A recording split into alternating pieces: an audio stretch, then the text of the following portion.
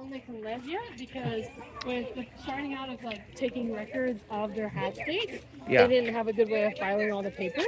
Yeah. So a lot of the times that date would be lost, and we still just don't know. The current oldest tortoise on record is at around 193 years old right now, Mm-hmm. and is still moving, grooving, having a good old time. So Yeah.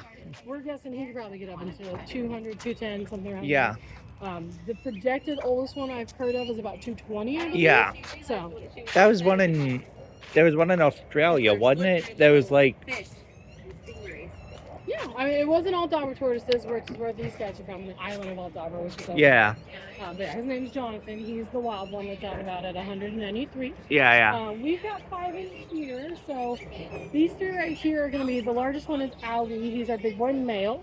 There's the other one right here you can see right there. That's Maya. Oh. So yeah, you can tell it's him because he's always going to be hanging out in the water. His dream was to be a sea turtle, but he is a tortoise. Oh. But you can always tell it's him because he always has a ring around his side from being in the water all the time. And then Yeah. he's not as bumpy as Bullet is. He's one of the other younger males because we Right. have 3 males in here, 2 younger ones, and the big guy, Ali, is the oldest one.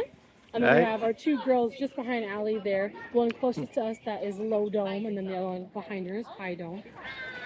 Okay. Yeah, they named them after their shells. Yeah. It's Yeah. a perfect way to tell them apart. But Yeah. usually they'll have, the ladies will have the really smooth shells, and the boys have bumpy shells. Because Mhm. boys got to get on top when it's breeding season. So Yeah. it's a lot easier to be smooth rather than bumpy. Yeah. When Yeah. and they will be a lot larger than the females too. Uh-huh. With these ones, since they're the second largest, the girls can get anywhere between 400 and 500 pounds, and boys can be about 600, 700 pounds. Wow. With the Galapagos, they can get all the way up into like 800, 900 pounds. So Wow. With the boys. Yeah. Girls can get closer to like 600 if they wanted to. Wow. But Yeah. I think last time we weighed Ali, he was about 620-ish. So definitely getting up there in size for sure. Yeah. And then the girls, I think, are about 400-ish, and Maya and Bullet were a little bit smaller. I think about like 350-ish. Okay. So Cool. yeah, a little bit of different ranges and weights too, because most of the weight is not going to be like visually shown in gigantic size, but more so it's in the heft of their shells and stuff. Because those shells are all part of their bodies, and all the organs are inside of their Yeah. bodies with their shells there too. So it's more of the kind of weight and the heft of all that mixed into one. Yeah. And what's really fun with these guys is that their shells will be part of their spine. So things like flies crawling on their shells or us touching their shells, they can actually sense. It's kind of like if we were to pet our fingernail with our finger, that's the same feeling that they would have with it. Okay. Cool. Yeah. And it grows in their entire lifetime. So as they get larger, it'll grow with them too. Which Okay. is actually really cool because they actually start to form growth rings on their shells, which is what can be used to kind of guess their age range as well. Mhm. Like, we don't know how old Ali is, but we guess with different factors about his shell that he's somewhere around That 120 yawn. years old. I know. Oh. Yeah, it's a sleepy lady. Yeah.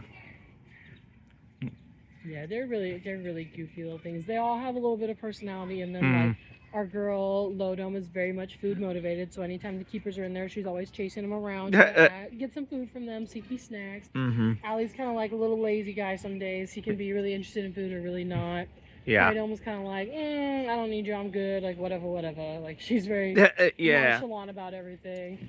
Bullet is super duper shy. He's always kind of hiding back in the back, and Milo just rather would be a sea turtle than anything else. So he's always in the pool and always in water. Yeah. It's really funny. And funny enough, we thought when he was younger that he was a girl, so we called him Maya. And then we found out he's a boy. So it kind of works out that Maya works with both boys and girls. But Yeah. it was definitely a funny thing. Yeah, with reptiles, it can be difficult sometimes to tell if it's a boy or girl until a little bit later in life. So always keeping us guessing here and there. Yeah. Well, hi, little Miss Lodom. You're just saying hi, looking at us and everything. Hi. Yeah, she's probably one of the most social out of all of them. Oh. For sure. Yeah. Yeah, it's really fun with our Galapagos tortoises too. They also have, like, each one's got a different type of personality. Sort of mimicked within the same, like, our girl Low Dome as well as Mary. They're super social, whereas, like, High Dome and Bella are, like, super not social. It's just, It's funny how it mimics, but also is different with all of them too. Yeah.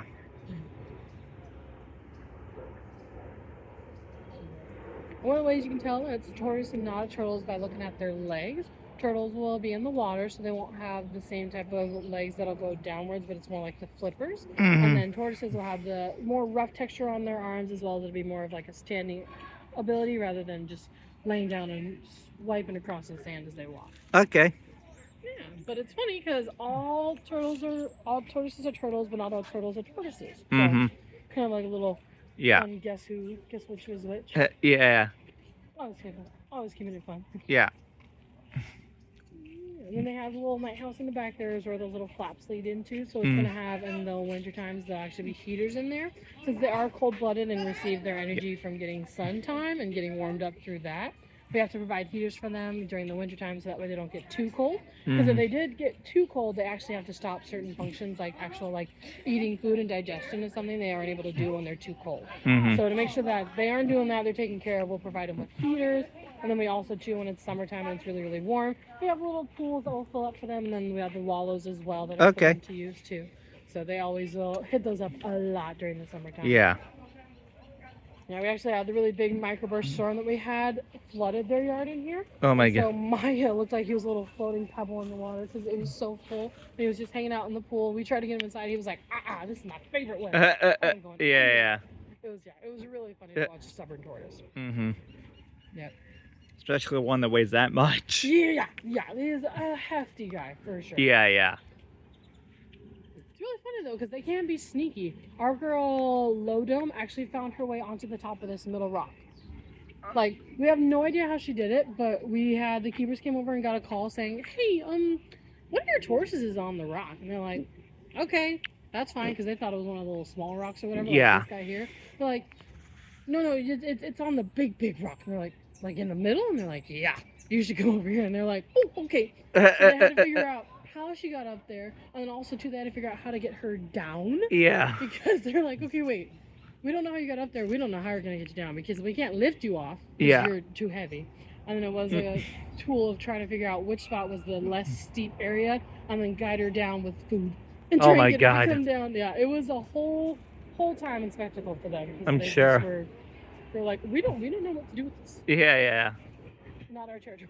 Yeah. It was a very interesting day with that one for sure. And they still, to this day, they still can't figure out how the hell she got up there. Right. She hasn't done it since though, right? Nope, hasn't done it since. She okay. just did it like the one time and then that was it. Yeah.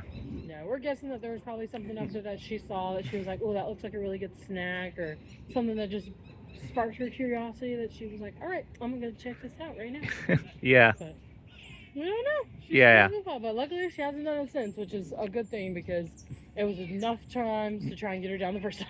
Yeah. We don't need to do it again. I'm sure, yeah. Oh my gosh. They're goofballs. They always keep you guessing. Especially reptiles are very good at that. Yeah.